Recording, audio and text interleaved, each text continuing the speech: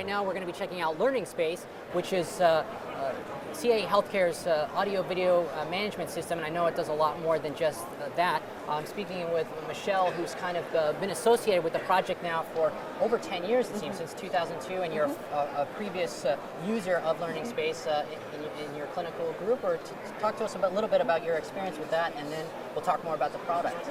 So I started off as a user from Eastern Virginia Medical School. I then became an educator and trainer for other users associated within the company. Now I'm the Director of Business Solutions, responsible for the LearningSpace product. Everything from sales support to installation and training to customer support to engineering and development.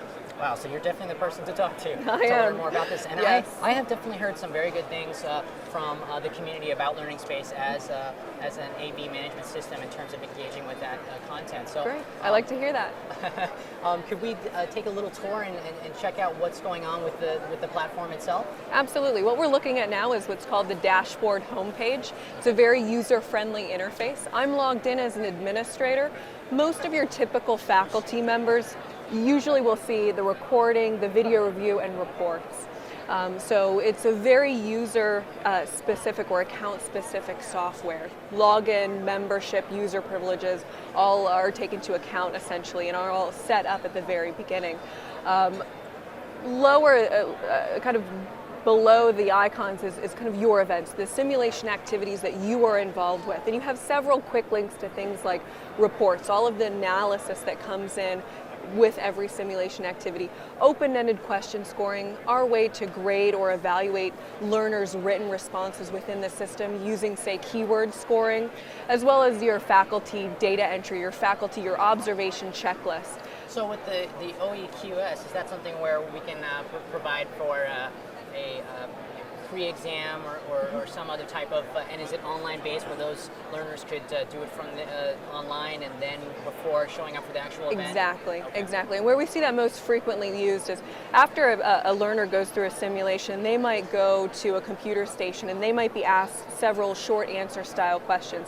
They then type in, perhaps a patient note or information about the patient. We then can grade that using keywords for a kind of a semi-automatic way of scoring. Faculty then goes in, takes a look at what the learner has written, takes a look at the recommended score, approves, maybe make some changes, write some comments, etc. Sure. So can we take a tour of just some of the spaces? Absolutely. I would say the most exciting piece of it would be the AV capture. So I'm going to click on the record button here. And recording is going to take me to what's called the center overview screen. And this is going to be all of my various LearningSpace rooms, if you will. And a room can be 4 walls, a room can be a virtual room. So here, it's, of course, at the CAE booth, it's one space. So we've decided that HPS is going to be its own room, Biomedics is going to be its own room, Caesar is going to be its own room, etc. Okay, right, and I see those cameras right up there. We have several different camera types, ceiling-mounted cameras, wall-mounted cameras, high-definition cameras, and we really ensure that when we're looking at floor plans with potential users, that we go through each room and we really determine the needs analysis of that room. Can I ask quickly right there, how many camera feeds could you have hypothetically at one time? Up to 5 cameras per room. Okay, per room. And then is that per the system here? So 5 cameras at a time per these virtual rooms. That's exactly right, Lance. And you could have multiple virtual rooms then, or okay, very good.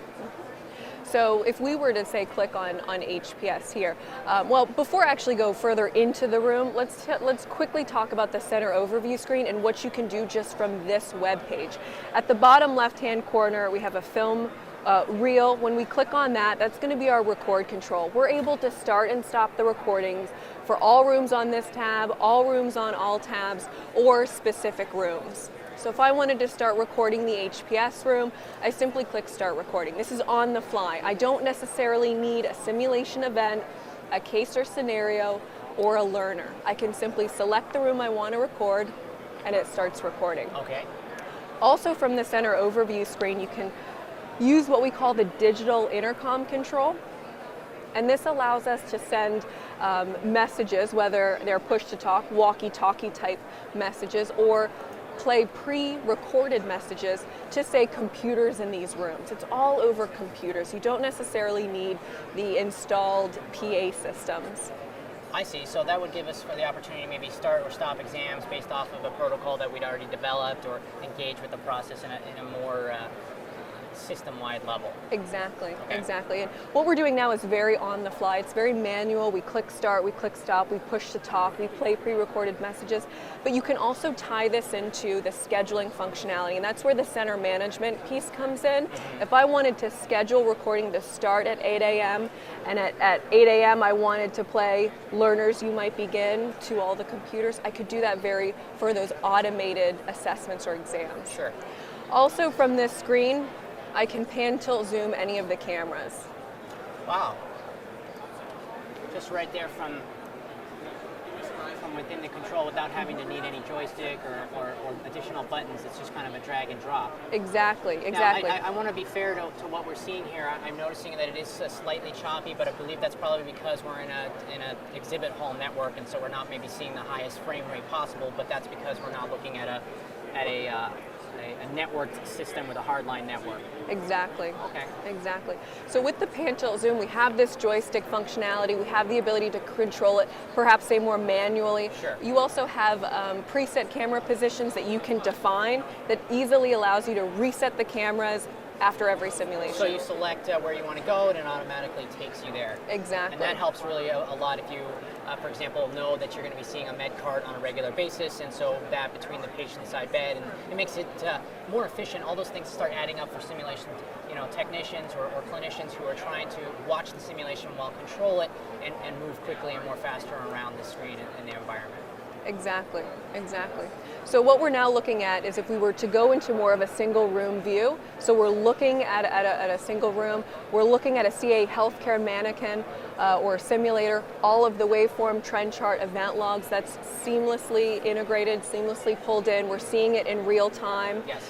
We can hover our mouse over, say, the trend chart and see the numeric readings. Some of the things that you can do while you're recording here is make annotations, and you can type in any sort of free text here, click add, or you can select from, say, a library of annotations. Saved annotations that you've created because you know that those are going to be used more frequently, and then I see them down here popped up on the screen. That's exactly right. Right, so that we can start to save some of this information. Very good. Yeah. Additionally, you can assign kind of a specific library to a specific case or simulation that you're running. And I can make those assignments. Let's say I no longer want this video on the fly. I want to save it to a specific activity, a specific scenario, and to a specific, say, learner group. I'm using the drop-down boxes here. Wow. Okay. So when I assign that particular case, I might get a predefined set of annotations that are designed for that case specifically. And so if I understand correctly, this allows someone to start a scenario, realize that they have forgotten which group maybe that they want to put it in, add that while we're doing this, as opposed to having to be forced into doing that beforehand. It allows for more opportunity to do that when we're ready. Yeah, and if we had seen that, if we had decided that we did want to schedule it, all of this information would be preloaded. Let's say a student didn't show up, we can simply remove that student very easily as it's recording or even after the scenario has taken place.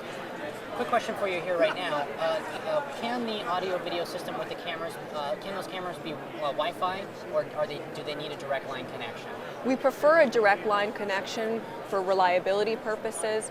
We haven't found say a wireless camera that meets our criteria, meets our standard. We also have to take into account battery life, etc. Some of our users have simulations that go for 8 hours. Wow. So we like the kind of the direct connection, the direct line connection. Yeah. And it's always better because you get more guarantee over control and also quality for the life. Before we leave this screen, there is one other feature that's a big part of LearningSpace that is on this screen. So these are annotations, bookmarking a video, let's say. When I click on a learner's name, and this is again another big piece of that center management, this is a big piece of simulation activities, and that is going to be capturing the evaluation. So as I'm watching this video, I'm completing an evaluation tool or checklist as I'm viewing. What I find with most users is what they're doing now might be a yes/no paper checklist, and when they have a system like LearningSpace, those types of questions evolve into correct technique, incorrect technique, not done, because they can immediately capture and calculate that data. Because once I submit this checklist, then I can go into reports and results and see exactly where my learners are are falling in terms of the checklist per se, or the evaluation tool. So that part of it is really cool and really exciting. And I can do things like individual checklists, or I can do things like group grading or group evaluation checklists. And so it all depends. You can add multiple learners at the same time and do the checklist for all of them if there's a checklist that's not maybe individual based but team management based. Did we have closed loop communication, those types of things? Exactly. And again, we're looking at this from an administrator, typically from a faculty perhaps perspective, but if I was a learner and I was logged in and I was viewing my simulation, this would be either a self-evaluation checklist or a peer evaluation checklist as well. We have that kind of learner 360 capture as well. You mentioned earlier pre-test, post-test, self-evaluation, peer evaluation, faculty evaluations. If we aren't using the non-human simulators, we might be using human simulation or standardized patients. That piece of data is captured as well, very similar in this type of checklist form. I mean, I understand cases. We can start to build some cases there, events and calendar. That allows us to do more center management. So really, it seems like this is a pretty comprehensive system because it's not just about the video recording. Can we just click on a events tab real quick? Is there maybe some populated stuff we could just kind of browse through? Absolutely. So you've got various events, running events, recent events, upcoming events, and various cabinets as well. And users create this cabinet depending on what type of events, and we may not have any upcoming events here. So let's go into running events. Okay. If we were to look at, say, a BLS or EMS, chest pain management, clinical skills assessment, we see here the title, any sort of public notes, filing into a particular folder or cabinet, what cases you're going to be running or scenarios you're going to be running within that particular event. Great. Dates and users ranging from who your learners are. And I know from personal experience with our standardized patient program that it does take work to upfront this information and build this initial database. But then once it's established, you can start to rinse and repeat, literally again and again and again, so that it starts to make the process of engaging in the actual activities faster. And that's like with anything with programming mannequins or similar work within, it's about that kind of repetitive, even automation at that point when we're just filling in those details. Exactly. In events, as you mentioned, they can be copied and reused time after time. I'm sorry. No, that's fine. We can actually send emails out to participants that we've added and let them know about specifics of the event and maybe quizzes or other types of things that they need to do before they actually show up. Exactly, and there are two types of emails that we generally send. Event-related emails that you had mentioned. Here are the resources you might need. Bring your stethoscope. Here's the dress code, etc. And then there's scheduling emails. You are confirmed for this particular date. Or please select of these sessions. Please select your preferred choice, first choice, second choice, third choice. So two types of emails that we can send. We also use this to send out reports. And I'm seeing this right now. This says 8 weeks after. So if we program this ahead of time, will it automatically send those emails out for us? It will. Once I click this ready to send button, when this date occurs, then it will automatically send those emails. Great. Okay, good. So again, we could do all of this in one sit down and then rinse and repeat for the next 10 times that we do that, change the dates, maybe edit some minor details, but then that way it continues to go. Once you've recorded all this content, you've debriefed it, obviously all of the information that we saw there is helpful in your reporting system, which allows for kind of a review of individual learners, and I'm sure as a system-wide, all of the learners in a particular cohort or more. So can we spend some time taking a look at reports? Absolutely. So right from the dashboard homepage, I'm just going to click on reports. The reports is made up into the categories that you see listed above. So reports that will show you your entire group's performance, an individual learner's performance, and all of these reports can be provided to the learner via a link in an email that they receive. So depending on the simulation activity will depend on the type of feedback you want to give them. So in some cases you might want to share with them a grade report. Something perhaps like this. It shows them all the various scenarios that they've been involved in. At the bottom they might see the performance category, their description, etc.